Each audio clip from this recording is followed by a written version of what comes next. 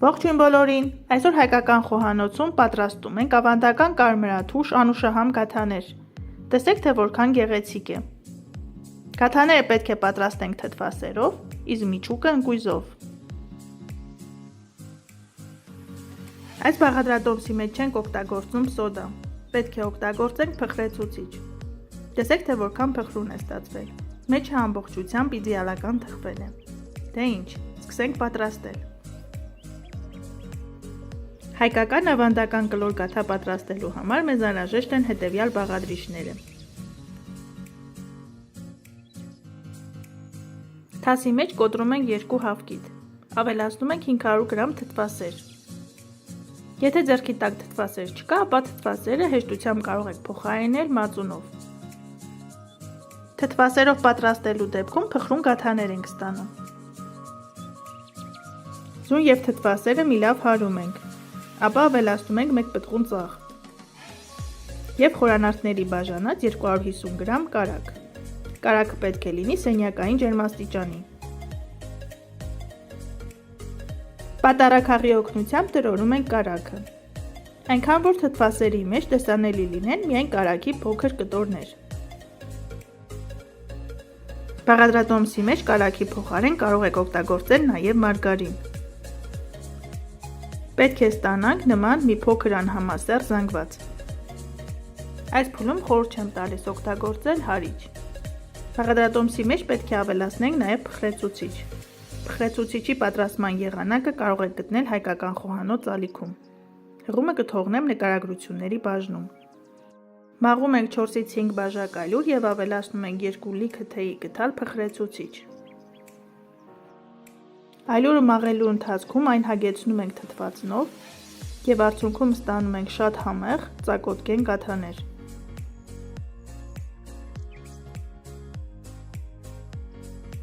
Գդալի օգնությամբ խառնում ենք խմորը։ Երբ մի փոքր դժվարանա, ապա ձեռքերի օգնությամբ արագ-արագ հունձում ենք խմորը։ Պետք է գործենք արագ, որպեսզի ձեռքերի ջերմությունից կարագ խմորի մեջ չհալվի։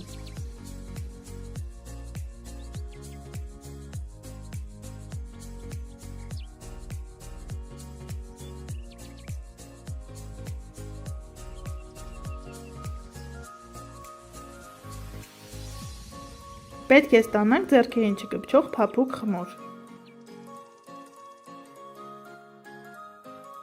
Խմորը բաժանում ենք 3 մասի և ձևավորում ենք գնդեր։ Այս բաղադրատոմսով ստացվում է 3 մեծ կլոր գաթա։ Կարող եք խմորը նաև բաժանել 4-5 մասի, ըստ ձեր ցանկության։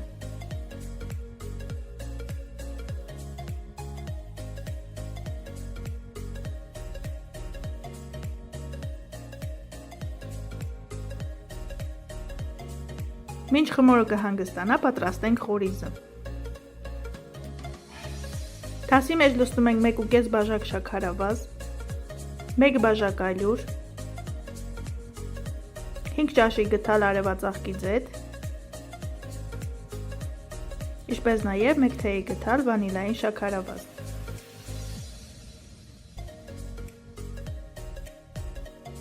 Գդալի օգնությամբ մի փոքր խառնում ենք, ապա տրորում ենք ձեռքով։ Պետք է ստանանք ահա նման փշուր։ Պոլիէթիլենային տոպրակի մեջ լցնում ենք 400 գրամ ընկույզ և կրտնակի օգնությամբ մարացնում ենք։ Մարացրած ընկույզը ավելացնում ենք խորիզի վրա։ Կարող եք նաև ընկույզը աղալ մսաղացով, ապա նոր ավելացնել խորիզի մեջ։ Ես սիրում եմ, երբ խորիզի մեջ զգացվում են ընկույզի կտորները։ Խորիզը մի լավ խառնում ենք և սկսում ենք ձևավորել մեր կլոր գաթաները։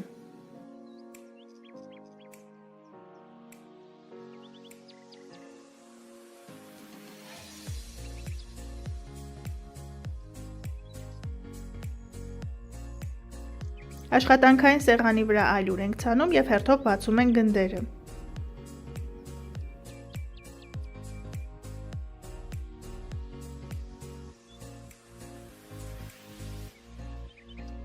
Խորիզը բաժանում ենք 3 հավասար մասերի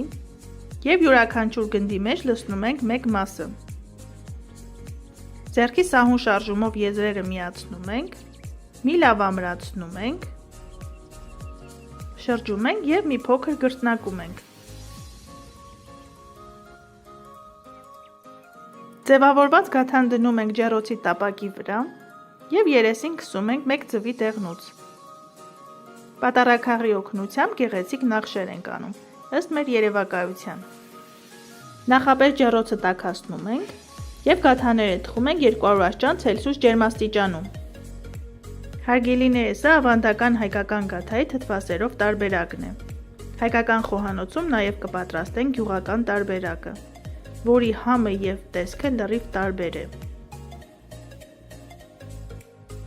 Մեր կարմրաթուր շանուշահամ հայկական ավանդական ընկույզով գաթան ահա պատրաստ է։ Տեսեք, թե որքան գեղեցիկ տեսք ունի, իսկ թե որքան համեղ է, կհամոզվեք, երբ պատրաստեք ինքներդ։